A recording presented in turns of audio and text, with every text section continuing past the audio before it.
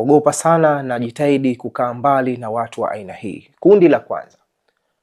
Ukiona mtu anapenda sana kutaka kujua mambo yako, iwe ni ya kazini, iwe ni ya nyumbani, iwe ni mipango yako ambayo umeitarajia kuifanya na maisha yako, anapendelea sana kutaka kujua habari zako.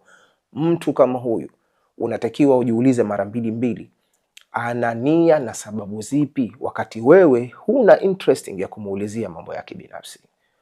Hawa ndio vikwazo vikubwa vya maendeleo katika maisha yetu kila siku, na kama chanzo cha hasadi, basi hicho ndi chanzo kimoja wapo cha kupatisha hasadi katika maisha yako.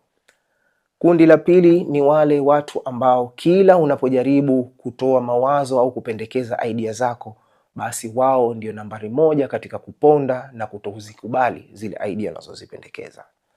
Watu hawa huwa ni wale ambao wanaishi katika kundi la wenye hofu, wasiokuwa na fikra, wasiokuwa na mawazo ambayo wewe uko nayo. Wanahofu sana na matarajio yako ya kufikia ndoto zako. Kwa hiyo, kila utakapojaribu kupresent hata jambo liwe lina manufaa na lina uzuri, basi yeye atakukatisha tamaa ili tu wewe usisonge mbele katika kile ambacho unakiamini unataka kukifanya. Jichunguze na uniambie kwa comment, umeshakutana katika maisha yako na watu wa aina hii, na ni vipi umeweza kujinasua na watu wa aina hii?